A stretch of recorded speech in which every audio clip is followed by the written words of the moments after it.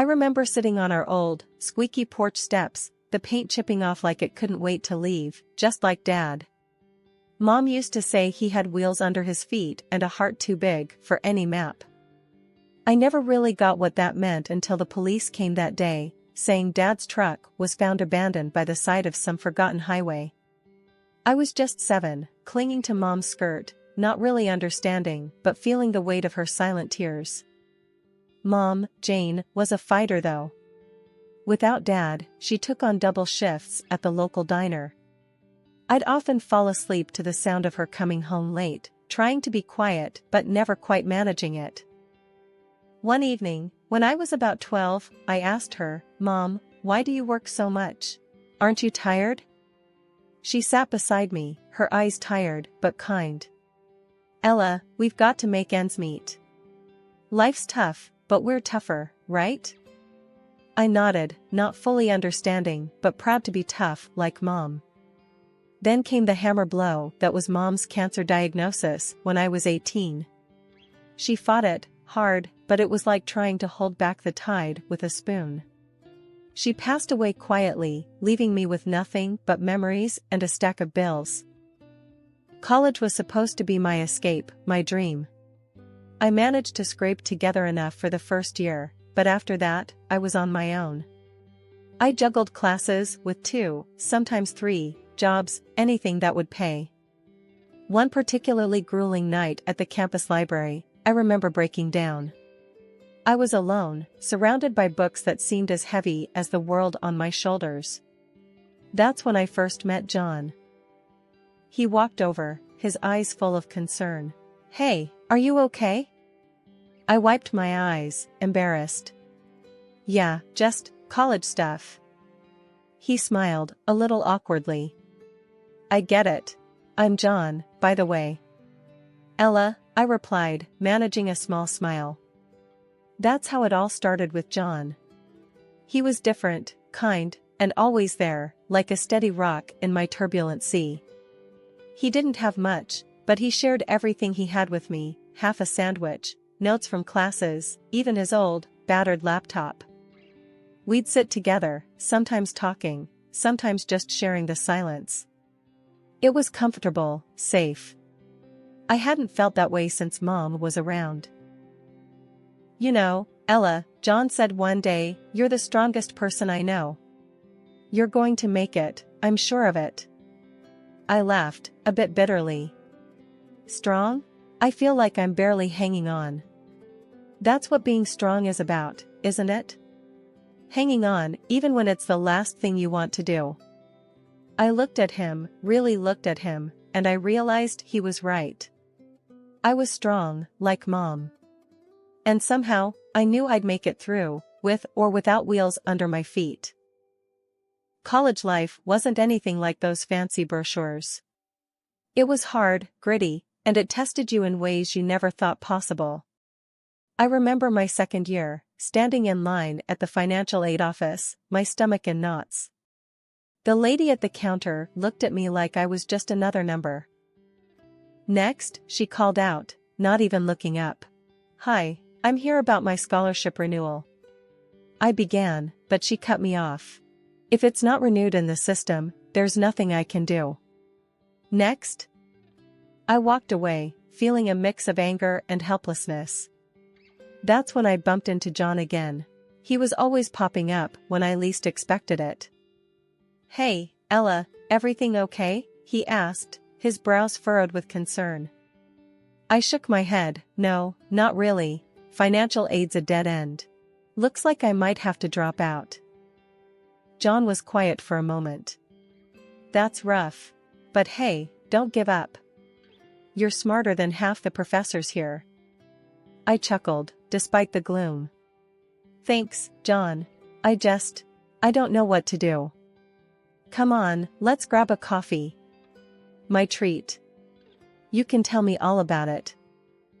That coffee turned into many more. John became my go-to person at college. He had this way of making problems seem smaller, more manageable. We'd sit in the cafeteria, him with his endless optimism, me trying not to drown in my own worries. One day, he said, Ella, you should start looking for a job on campus. Might help with the money situation. I rolled my eyes. You think I haven't tried? It's like everyone's out to get me or something. John leaned in. Not everyone. I hear the library's looking for someone. You're always there anyway, might as well get paid for it. I thought about it. Maybe, but what if they say no? Then we find something else. You're not in this alone, Ella. That's how I ended up working at the library. It wasn't glamorous, but it paid some bills. Between stacking books and serving coffees at a local cafe, I barely had time for studies. But I was making it work, one day at a time. John and I grew closer. He wasn't just the guy who bought me coffee anymore. He was my friend, my confidant. He knew about my mom, my dad, and all the messy bits in between. It was one evening, while closing up the library, that John said something that stuck with me. Ella, you're going to make something of yourself. I just know it. And I'll be here, cheering you on. I smiled, feeling a warmth spread through me. Thanks, John. That means a lot. College was tough, but with John by my side, it felt like I had a fighting chance.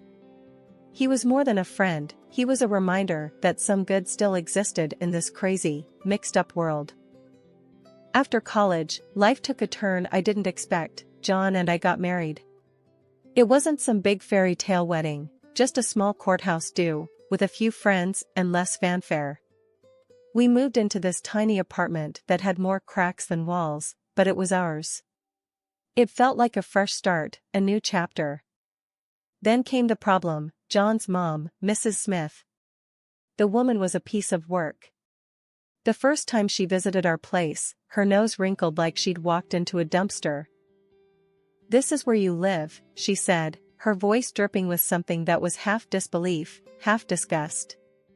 I tried to smile. Yeah, it's not much, but we're happy. She snorted. Happy? John, you can do better than this. And what about kids? You can't raise kids in this. John cut in, trying to ease the tension. Mom, we've talked about this. We're not rushing into kids. We're focusing on our careers right now. But she wouldn't have it. Every visit was a new complaint. The apartment's too small. The neighborhood's not good enough. Why isn't Ella cooking more? It went on and on. One evening, after she'd left, I turned to John, frustration boiling over. Doesn't it bother you? The way your mom talks about our life? John, ever the peacemaker, shrugged. She's just worried about us. That's how she shows love, I guess. That's not love, John. That's criticism. There's a difference. He didn't say much after that. It was like he couldn't see what was so clear to me. His mom's words were chipping away at us, bit by bit. Things got worse when she started hinting we should move somewhere better. I lost it one day. John, we can't afford some fancy place. Why doesn't she get that? John looked uncomfortable. She just wants the best for us, Ella. Maybe we could look at some other apartments, just to keep her quiet. Keep her quiet? John, when are you going to stand up to her? We're married. This is our life, not hers. He didn't have an answer. That silence said more than any words could. So, we kept living our life, in our tiny apartment, with Mrs. Smith's disapproval hanging over us like a bad smell. I loved John, but his inability to stand up to his mom was driving a wedge between us. It was like he was still her little boy, not a grown man married and making his own way in the world. As time marched on, so did our lives, but in different directions.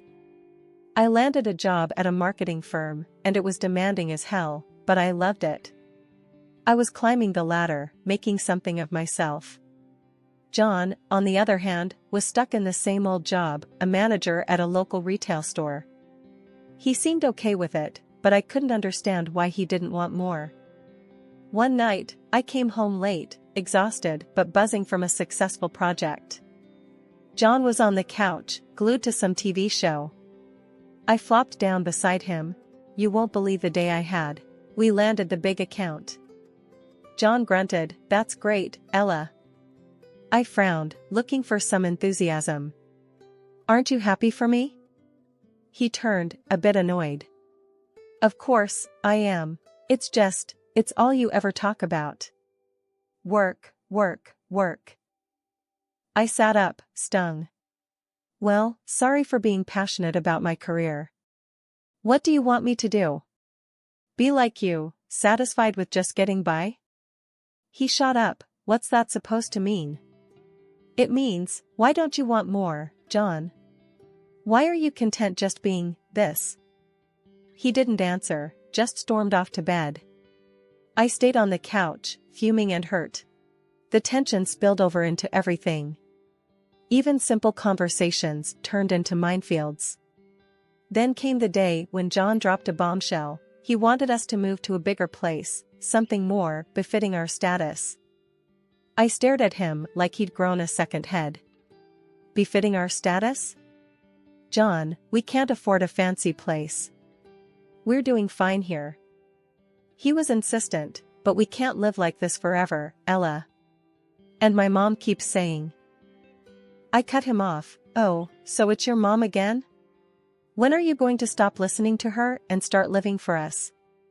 John's face turned red. "I'm thinking about our future, Ella. Maybe you should too."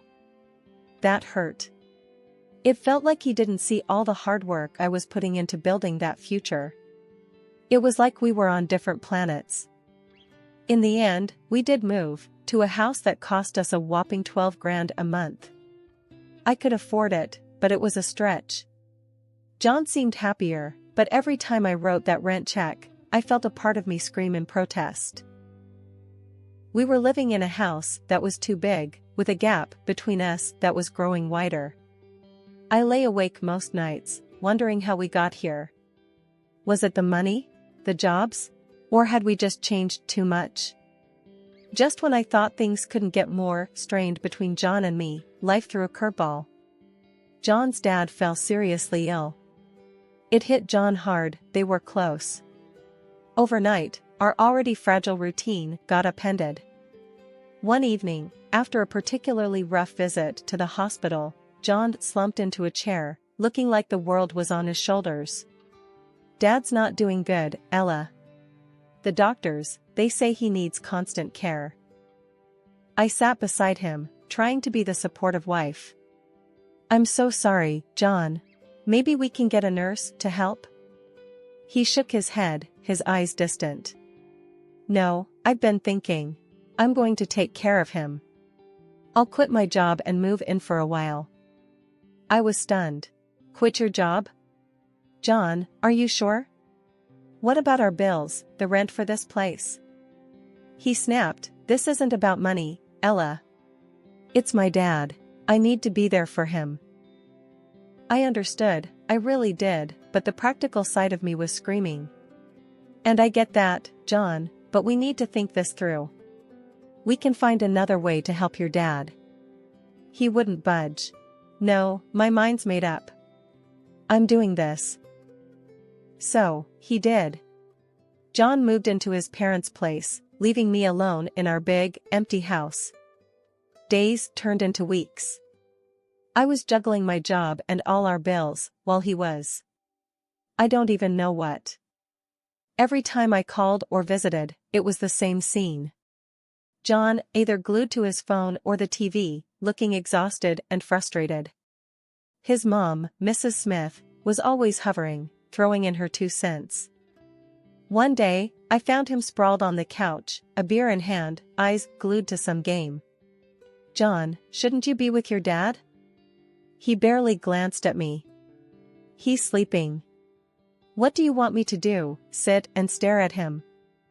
I bit back my frustration. "You could look for a part-time job, help out with our expenses." That got his attention. He sat up, angry. "Really, Ella? You want me to work now? While my dad's lying there dying?" I tried to keep my voice steady.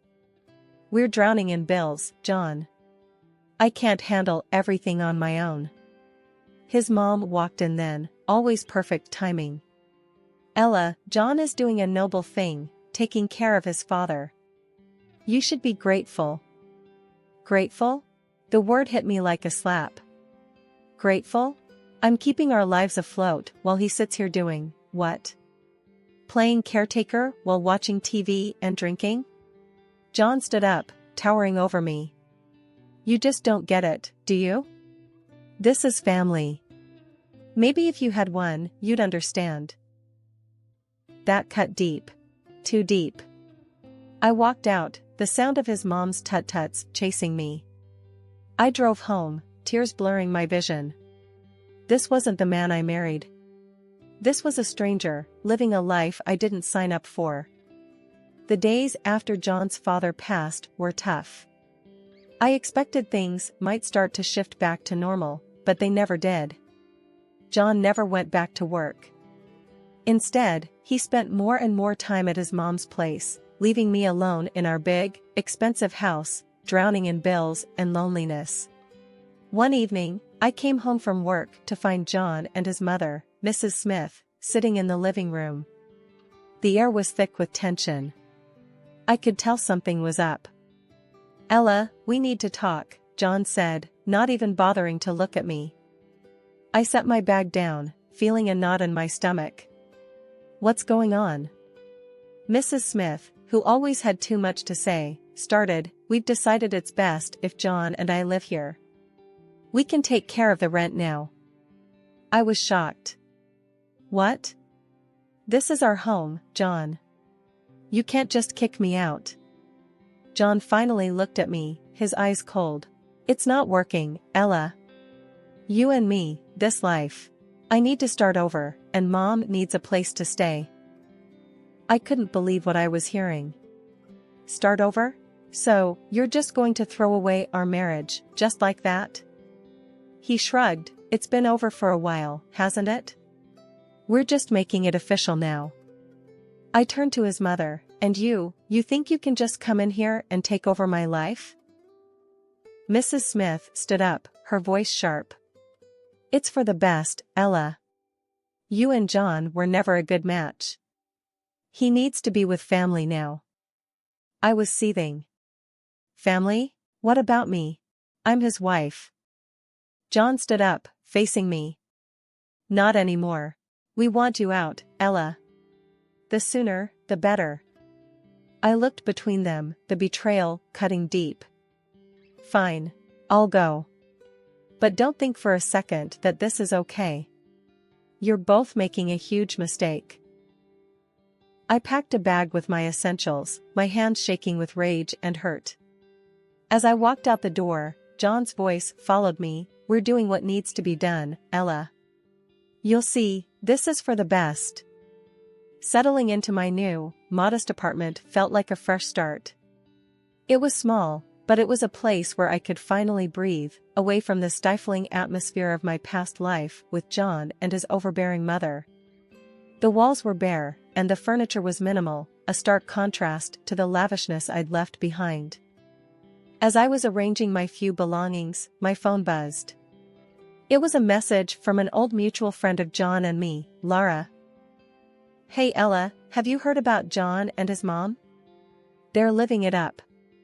Expensive clothes, fancy gadgets. Wonder where all that money's coming from? I stared at the screen, a mix of curiosity and bitterness swirling in me. Where were they getting the money? I thought back to the expensive house, the bills, and the lifestyle they had insisted on. It didn't add up. Shaking my head, I typed a quick reply, no idea, Lara. Good for them, I guess. But the question nagged at me. I couldn't help but wonder how they were affording such extravagance, especially after kicking me out and with John not working. A few days later, I ran into another friend, Mike, at the grocery store. He brought it up again. Ella, you won't believe it. Saw John and his mom at the high-end electronics store. They were buying like there's no tomorrow. Heard they even sold their family home. Crazy, huh? I forced a smile. Yeah, crazy. But inside, my mind was racing. They sold the family home? Was that where the money was coming from? As I unpacked groceries in my kitchen, a small, unadorned space that was now my refuge, I couldn't shake the feeling of unease. I was moving on, building my life again from scratch, while they seemed to be living in a world of luxury built on, what? Lies? Deceit? I sat down at my tiny dining table, a second-hand purchase, and let out a long breath. It didn't matter, I told myself. I was out of that toxic environment, free from their twisted dynamics. But deep down, I knew the truth. It did bother me. It bothered me that they seemed to be thriving after throwing me to the curb. I had worked hard for everything I had, while they seemed to be enjoying a life of ease and comfort. As the evening wore on, I found solace in the quiet of my apartment. It was mine, earned through my own effort and resilience. I had lost much, but I had gained something more valuable, my independence, my sense of self. 4 months into my new life, the past came knocking in a way I never expected. My phone rang one lazy Saturday morning, the caller ID flashing John's name. I hesitated but answered. Ella, we need your help. John's voice was shaky, desperate. I sat up, alert. What's happened, John? It's all gone wrong. We got kicked out of the rental house. Mom and we have nowhere to go. I couldn't believe what I was hearing. Kicked out? But I thought you had money? There was a pause, then, the money's gone, Ella. Dad left debts, not inheritance. We thought, his voice trailed off. I felt a mix of emotions, shock, disbelief, and a tinge of satisfaction. Were they really posh all this time, hoping for a rich inheritance? Seriously? It was too much even for my ex-husband. So, what do you want from me, John? We were wondering if, maybe we could stay with you, just for a while, until we sort things out. I laughed, a short, bitter sound. You want to stay with me? After everything? John's voice was pleading now. Please, Ella. We have nowhere else to go. Remember the good times, can't we just? I cut him off. Good times? John, you and your mother threw me out of my own home. You can't just come crawling back now that things are tough. He was silent for a moment, then, I know I messed up, Ella. I'm sorry. We're just really desperate. I took a deep breath, my decision clear. John, I've moved on. I've built a new life, and there's no place for you or your mother in it. You need to figure this out on your own. But Ella. No, John. It's over. You made your choice, now live with it. I hung up, my heart pounding. I felt a surge of empowerment, mixed with a twinge of sadness. John, the man I once loved, was now just a voice on the other end of the phone, a reminder of a life I had left behind. Later, Laura called me. I heard about John and his mom. Are you okay? I smiled, feeling a sense of peace. Yeah, I'm more than okay. I'm free, Laura. Truly free. As I ended the call, I looked around my small apartment, my sanctuary. It was a far cry from the life I had with John, but it was real, it was mine. I had faced the worst and come out stronger. That night, I realized that this was my new beginning. A life where I was in control, where my happiness didn't depend on someone else. I had lost much, but in the process, I had found myself.